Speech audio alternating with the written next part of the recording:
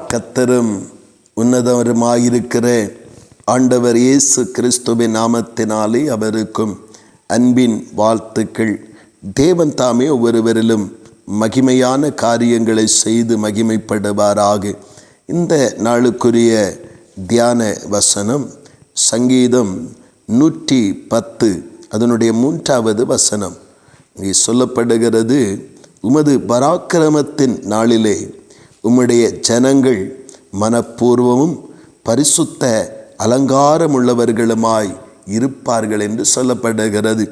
இது 2 விதமான பராக்கிரமத்தை நாள் என்று சொல்லப்படும். ஒன்று, கர்த்தராகிய தேவன் இந்த பூமிக்கு அனுப்ப போகிற மகிமையான எழுப்புதலின் நாள், பராக்கிரமத்தின் நாளாக இருக்கிறது.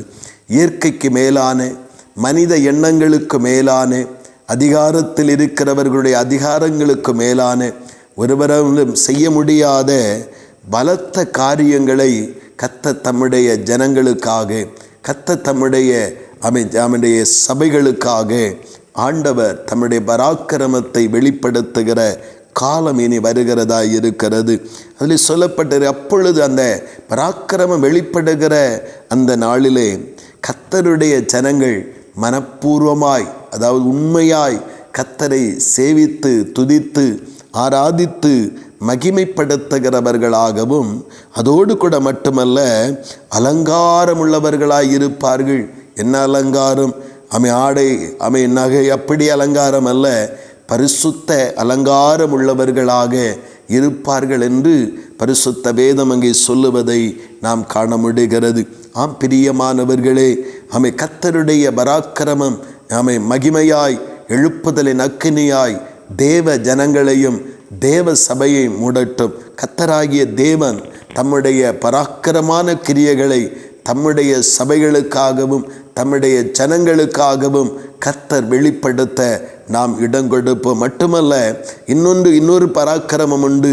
அது கர்த்தராகிய தேவன் இந்த பூமிக்கு நீதி செலுத்துகிற நியாயாதிபதியாய் வெளிப்படுகிற பொழுது ஆண்டவருடைய மகிமையும் வல்லமையும் அவருடைய நாமத்திற்குரிய மகத்துவமான செயல்களும் அங்கே வெளிப்படும். அப்பொழுது துன்மார்க்கருக்கு கலக்கமும் பயமும் நிறைந்திருக்கும்.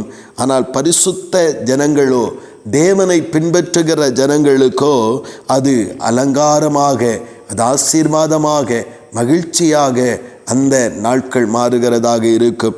நம்முடைய வாழ்க்கையிலே தேவனாகிய கர்த்தருடைய சமூகத்திலே நாம் ஆண்டவரை பின்பற்றி வந்தது போல இந்த வருடத்தின் கடைசி நாட்களிலும் ஆண்டவருடைய பராக்கிரமம் நம்முடைய வாழ்க்கையில் வெளிப்படுவதற்கு தோய்வில்லாமலும் சோர்வில்லாமலும் மனப்பூர்வமாக நாம் தேவனை அண்டிக்கொண்டு, தேவனை சேவித்து, தேவனுக்கு பிரியமானதை செய்து கொண்டு நாம் வாழ்வோம் என்றால், தேவனாகிய கர்த்தர் சொன்ன வார்த்தையின்படியே நம்முடைய வாழ்வு ஒரு மனப்பூர்வமான துதி செலுத்தி ஆராதிக்கிற வாழ்வாகவும், ஆண்டவருடைய பரிசுத்த அலங்காரத்தால் நிரப்பப்பட்ட வாழ்வாகவும் இருந்து இந்த பூமிக்கு சாட்சியாகவும், தேவனுக்கு பிரயோஜனமாகவும், அநேகருக்கு ஆசீர்வாதமாகவும் கர்த்தர் தாமே நம்மை வைத்து நம்மை நடத்துவார்.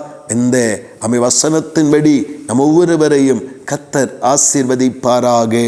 ஆமீன், ஆமீன். செபிப்போம். அன்பின் பரலோகத்தின் நல்ல ஆண்டவரே, இந்த பரிசுத்தமான காலை நேரத்திற்காக உமக்கு ஸ்தோத்திரம் அப்பா. தேவனே, உம்முடைய பராக்கிரமத்தின் நாளுக்காக நாங்கள் ஏங்குகிறோம். ஆண்டவரே, அது எழுப்புதல் அக்கினியாய் ஊற்றப்படட்டும். நியாயமாய் நியாயம் தீர்க்கிற பராக்கிரமசாலியாய் கர்த்தர் வெளிப்படும் அந்த நாட்களுக்காய் ஏங்குகிறோம். அப்பொழுது உம்முடைய ஜனங்கள் மனப்பூர்வமும் ஆண்டவரே அலங்காரம் நிறைந்தவராய் இருப்பார்களே.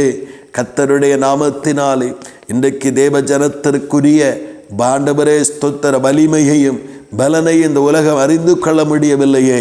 கர்த்தருடைய பராக்கிரமத்தின் நாட்களிலே கர்த்தருடைய ஜனம் யார் என்பதை அறிந்து கொள்ளத்தக்கதாக தேவ மகிமை வெளிப்படுமே அப்பா. அந்த மகிமையை நாங்கள் ஒவ்வொருவரும் அடையணும். எங்கள் சபை ஆண்டவரே, தேசத்தில் இருக்கிற, உலகத்தில் இருக்கிற எல்லா தேவ ஜனங்களும் அந்த மகிமை அடையணும். கர்த்தரப்படியே செய்கிறபடியாய் ஸ்தோத்திரம். இயேசு கிறிஸ்துவின் மூலம் செபிக்கிறோம் ஜீவனுள்ள நல்ல பிதாவே. ஆமீன், ஆமீன்.